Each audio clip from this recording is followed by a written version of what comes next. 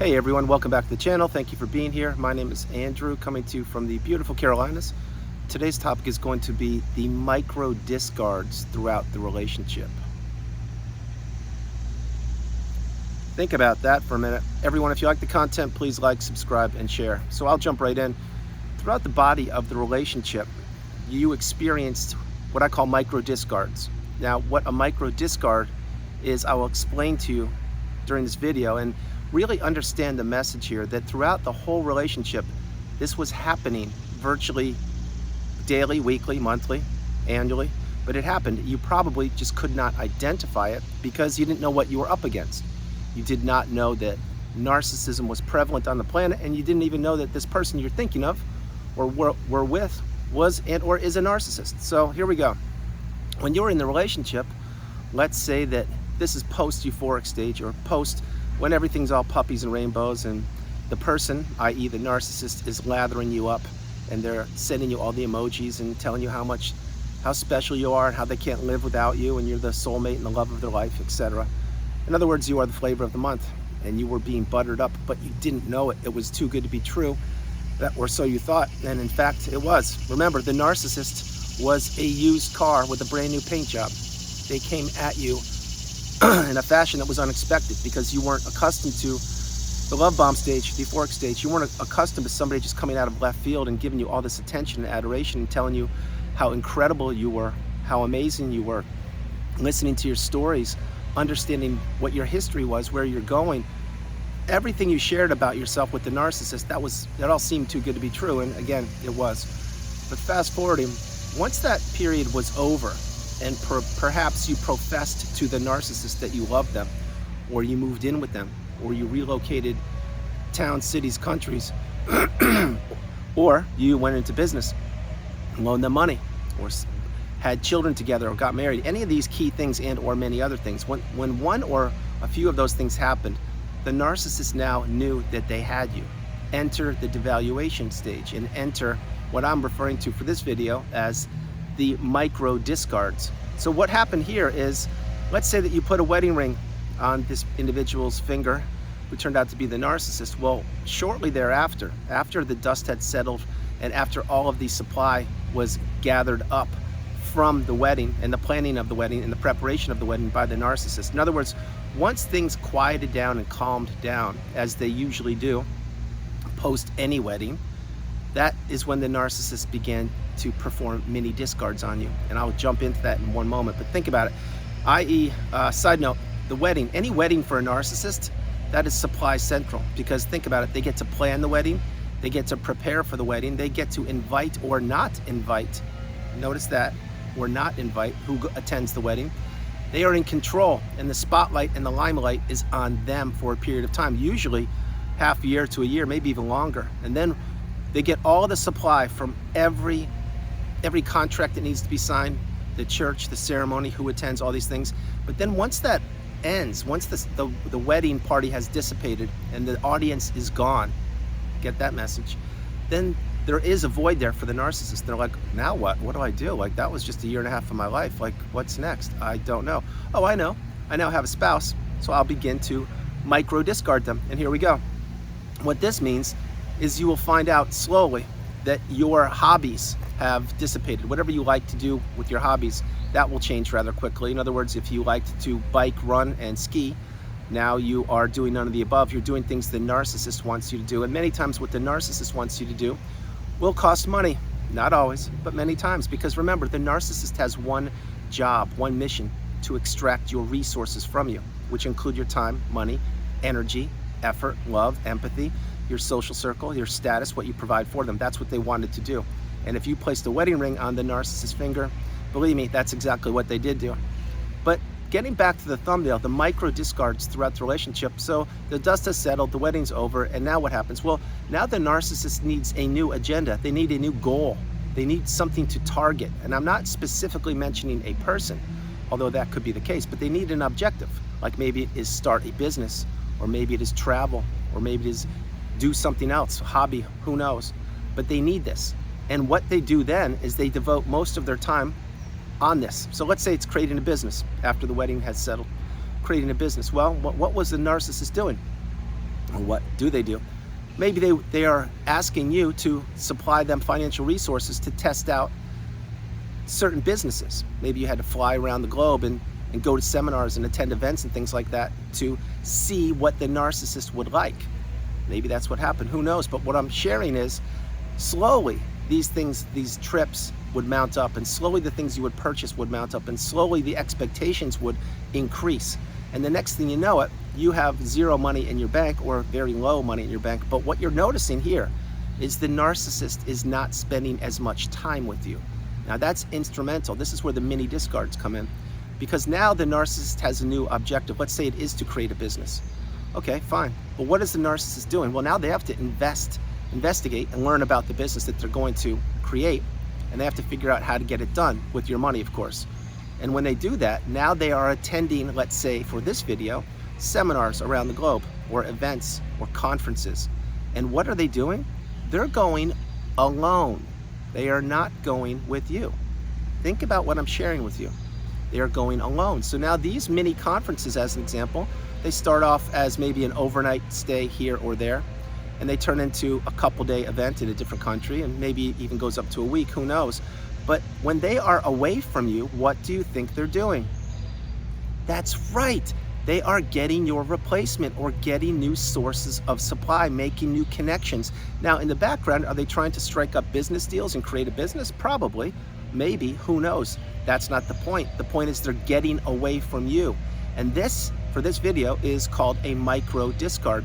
You may say, well, Andrew, wait, this person, whoever they are, whoever you're talking about, or whoever you are thinking about, they just wanted to go for a couple-day getaway and investigate a business or take a class or a seminar. You're right, but why didn't you go? Think about it. Think about what I'm sharing with you. This was an opportunity for them to dip their toe in the narcissistic supply pool and to see what else was out there while you were doing your 9-to-5 job, or you were raising the kids, or you were paying the bills, or you were wherever you were, but you weren't with the narcissist. And the narcissist knew this. Now, these little trips would happen more and more frequently the further you got into the relationship. And it became so ordinary, you became so accustomed to it, just like the narcissistic relationship, these things crept up on you insidiously.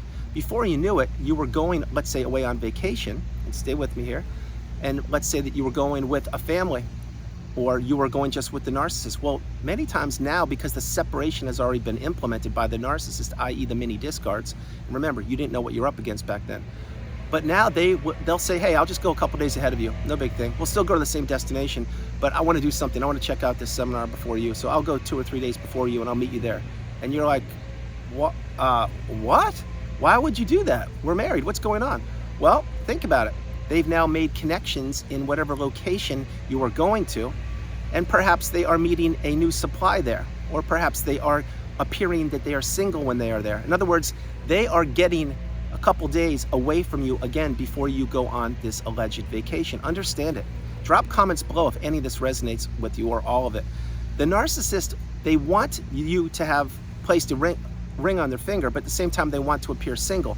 I created a video on that a couple weeks ago, but these are real life examples of what the narcissist will do.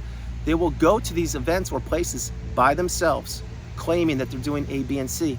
When they're doing X, Y, and Z. Now, are they working? Who knows? That's not the point. You weren't there. We don't know. But what we do know is they want to appear single, and they want to have the luxury of having you at home being the #1 supply, or the person with the ring on the finger, while they can go around gallivanting the globe looking for your replacement. It is so crystal clear to see in the rearview mirror.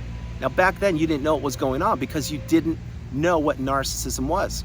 You weren't taught this in school. Now you're getting the wisdom on my channel. You're coupling it with your experience and sharing it in the community. And everybody's getting stronger. Everyone's understanding that this wasn't just you. That there are tens of millions, hundreds of millions of people that are affected by this each and every day. But I want to stay back on track. The mini discards throughout the relationship. So think about another one. You're at a very simple get-together. It's an event. Let's say it's a holiday. And everyone's there. Family, neighbors, friends, whomever. Get together and everything's good, and you go with the narcissist. Let's say, think about this. When you were on your way to the event, the narcissist would be doing what? They would be making you late, first of all, which is completely devaluing you. They would be winding you up, or have the intentional argument before the event, so you couldn't enjoy yourself, and it looked like you were having challenging times, when in fact they're the one that set off the fire and had a rage fit on you before the event, and they're cool as a cucumber, and you're like, oh my gosh, this night's already ruined, we haven't even gotten there yet. Third is, let's say that you arrive at the event and you park the car. Well, what happens then? Well, the narcissist gets out of the car and walks 20 feet in front of you to act like they are not with you. Mini discard again. This happens throughout the body of the relationship over and over and over again. Now you're there, you're celebrating, you're connecting with people. Well, what does the narcissist do? Many times they disappear at these events, and they will be talking to random strangers, people they don't even know, in little cubby holes and crevices of the event. And you're like, wait a minute, you're a little too close to that person. What's going on here? And then they give you the look, and they give you the little grin and the smirk, and then you shrug it off, but you're like, I don't get this. This is some of the most poor behavior. We're supposed to be together. But then in the car ride home, what happens? You call them out and you say, hey, who was that person? What were you doing? What were you so close to them? What were you talking to them about? And they're like, you're so jealous. You're so envious. I knew you would do that. Toughen up. It's no big thing. My gosh, get over yourself. They would say things like that. Again, mini discard. You could say invalidating, you could say whatever you wanted to, but that's a mini discard, because they're pushing you away and pushing you away and pushing you away, and get closer and get closer and get closer with complete strangers. These illustrations are littered all throughout the relationship. So what this does is it sets up the stage for the discard, for the ending of the relationship, if you were. And if you were, my heart goes out to you. But the narcissist was grooming you along the body of the relationship. They were testing you and saying, yes, I'm going to keep doing this. Yes, I'm going to keep abusing you. Yes, I'm going to keep gaslighting you. Yes, I'm going to keep stonewalling you. Yes, I'm going to instill the smear campaign. Yes, I will continue to mini discard you. And I actually don't care about you one bit. Now, they're not going to come out and say that. Why? Because they still need you around to pay the bills, to make them look good, to be the chauffeur, to be the person that plans the vacations when they go 3 days in front of you, to be the person that pays for the courses and the classes, to be the person who pays for the business behind the scenes when they claim that they're doing it. Think about what I'm sharing. They need people to do things for them. That is what the narcissist needs. They want an unpaid helper. They want someone to sacrifice themselves for the betterment of the narcissist. They want someone to not live their own life. They want someone to become an extension of themselves. In other words, they want you, person watching the video, to be an extension of them, of the narcissist. And they want you to tolerate their poor behavior the whole relationship, specifically, as I mentioned in the beginning, once you tell them you love them, etc. Now remember, the narcissist can't love, and they can't introspect, and they can't be accountable, and they have no empathy. All they care about is what you provide. They never loved you, they never will, and they can't. They care about one thing, which is what you do for them. That is why if you ever want to have a test, just ask someone you think who's the narcissist. Maybe it's your partner right now. Why do you love me? Or tell me why you love me, and see what they say. Just see what they say.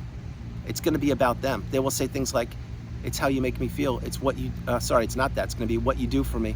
It's because you pay the bills. It's because you're there for me. It's not going to be any genuine heartfelt words, but understand the message. So guys, the mini discards throughout the relationship, they happened frequently, often, fast and furious, and you didn't know what you were up against. The narcissist did. Now think about this before I close the video. You didn't know what you're up against because, again, you weren't taught this in school, but you were fighting for the relationship. You were working for the relationship. What was the narcissist doing? They were poking holes in that boat that the two of you were supposed to be on the river. They didn't want that boat to continue to float. They wanted that boat to capsize with you in it. And they wanted to jump onto another boat, which is the new supply or another source of supply. In other words, another boat that has a fresh fuel tank, that doesn't know about narcissistic abuse, that doesn't have any understanding of what it's like to be gaslit, stonewalled, to be given the silent treatment for days on end, to allegedly have your partner go on vacation, quote unquote, 3 days in advance so they can get supply with alleged high school friends from years ago or other individuals, while you're just thinking everything's great, but you're scratching your head like, why would they go ahead of me? That doesn't make sense, does it? No, it doesn't. It makes zero sense. And think about this, before I close the video, think about this. If the narcissist was a person who works away from the house, like a traveling salesman or salesperson or whatever, and they have you married or you are married, that is narcissistic supply central. What I mean by that is they can go anywhere in the country or the world, and they can gallivant the globe under the disguise of them being a salesperson or whatever they're doing, on the road job, let's call it that, while you are stuck at home doing whatever you're doing or in your 9-to-5 job. And what are they doing? That's right. Those nights when they are out by themselves in the hotel rooms, or you think they are by themselves in the hotel rooms, easily slip the wedding ring off and do whatever they want to do. Think about it. It's so clear to see. Now, any or all of these may have been part of your relationship. Maybe none of it is. These are just illustrations to let you know what could potentially happen behind the scenes. I got bit again. Behind the scenes when you are not around the narcissist and when the mini discard is underway. Really get the message. The narcissist wants to appear single so frequently throughout the relationship, yet have you at home tied up with the ball and chain doing all the heavy lifting, paying the bills, raising the kids, planning things, paying things, gassing the car, buying groceries, all that. Think about it. It's so clear. So guys, that's the video. I hope you liked it. I loved doing it. From the beautiful Carolinas, this is Andrew. Namaste. Have a great afternoon. Stay true, stay blessed. Continue to become awakened and aware, and understand that you are the priority. You come first, second, and third. I am going to leave now because I'm getting attacked. Guys, no matter where you are on the planet, you are not alone. Remember that you are not alone. I love you all. God bless you, and I'll talk to you tomorrow. All right, bye.